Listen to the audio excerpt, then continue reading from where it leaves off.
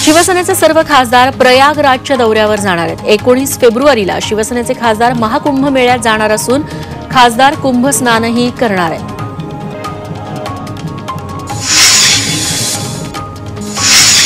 घरात pest control करणं मुंबईतील एका कुटुंबाला महागात पडलं। पेस्ट कंट्रोल केल्यानं त्यांच्या घरात विषारी वायू तयार झाला आणि 4 जणांची प्रकृती गंभीर झाली। त्यांच्यावर रुग्णालयात उपचार सुरू आहेत, तर त्यांच्या 16 वर्षांच्या मुलाची प्रकृती चिंताजनक असल्याची माहिती मिळतेय। मुंबईतील लालबाग परिसरातली ही घटना आहे।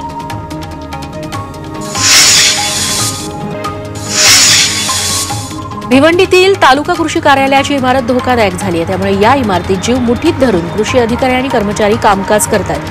त्यामुळे प्रशासनानं याकडे लक्ष द्यावं अशी मागणी करण्यात आली आहे।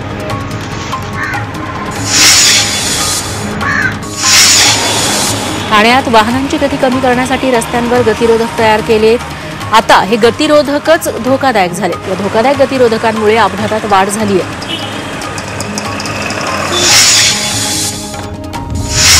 भिवंडीतील कुंभारशिव ते करंजोटी रस्त्याची दयनीय अवस्था झाली आहे, त्यामुळे या गावातील नागरिकांना नाहक त्रास सहन करावा लागतोय। तर हा रस्ता लवकर दुरुस्त करा अशी मागणी नागरिकांनी केली आहे। निर्बंध लादूनही मुंबई शहरासह उपनगरांमध्ये अवजड वाहनांची सर्रास वाहतूक सुरू आहे, त्यामुळे प्रत्येक रस्त्यावर वाहतूक कोंडी होत असून वाहतूक विभागानं अशा वाहनांवर कठोर कारवाई करावी अशी मागणी वाहन चालकांसह प्रवासी करतात।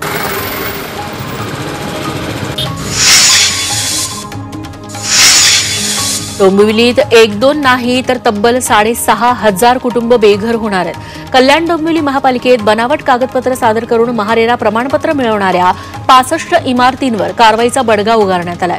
मुंबई हायकोर्टाच्या आदेशानंतर डोंबिवलीतील 65 इमारती जमीनदोस्त होणार आहेत। कल्याण डोंबिवली महापालिका परिसरातील बोगस महारेरा प्रकरणातील 6,500 रहिवासी बेघर होण्याची शक्यता आहे। उच्च न्यायालयाच्या आदेशानंतर महापालिकेनं 48 इमारतींमधील रहिवाशांना पुढच्या 10 दिवसात घरं रिकामी करण्याची नोटीस धाडली आहे। त्यामुळे जगावे की मरावं असा प्रश्न या रहिवाशांसमोर उभा आहे। मनपा आणि पोलिसांकडून घरं रिकामी करण्यासाठी धमकावलं जात असल्याचा आरोप रहिवाशांनी केला।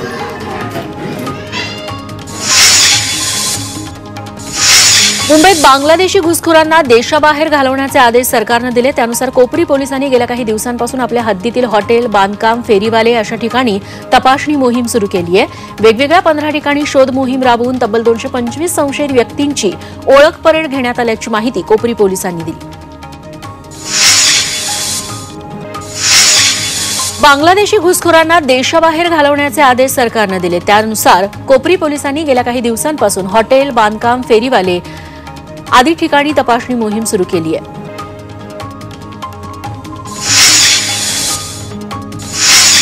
मुंबईतील माउंट मेरी रोडवर पोलिसांनी बाईक रेसिंगवर कडक कारवाई केली। या कारवाईत 52 दुचाकी जप्त करण्यात आल्या।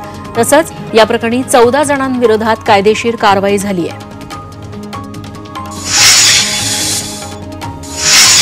भिवंडीत अनधिकृत नळ जोडणी धारकांवर पालिकेनं कारवाई केली। सदरच्या नळ जोडण्या कट करून संबंधितांविरोधात गुन्हाही दाखल करण्यात आला।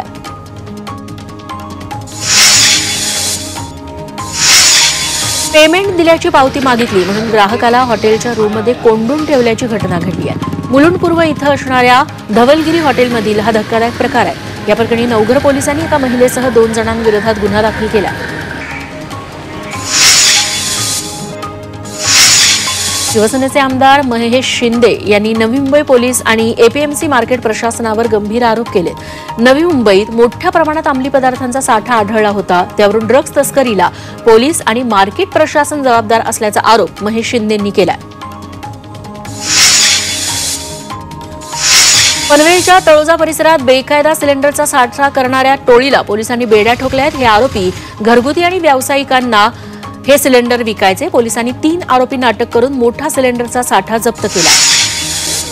भिवंडीत अज्ञात वाहनानं बॅरिकेडला धडक दिल्यानं ते कोसळलंय। वाहनांना बंदी घालण्यासाठी लोखंडी बॅरिकेड लावण्यात आलं होतं। सुदैवाने या घटनेत कोणतीही अनुचित प्रकार घडला नाही। निर्माणाधीन इमारतीच्या 8व्या मजल्यावरून पडून एका कामगाराचा मृत्यू झालाय। भांडूपच्या लेक रोड परिसरात असलेल्या साईनाथ अपार्टमेंटमधली ही धक्कादायक घटना आहे। या प्रकरणी पोलिसांनी अपघाती मृत्यूची नोंद केली आहे।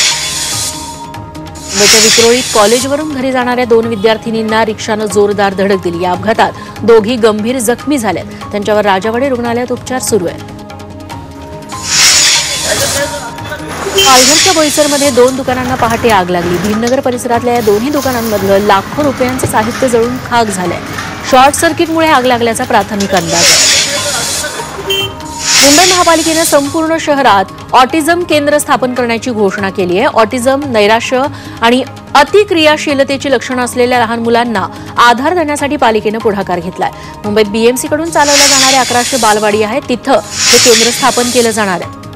बॉलिवूडचे बिग बी अमिताभ बच्चन यांचे जावई निखिल नंदा यांच्या अडचणीत वाढ झाली आहे.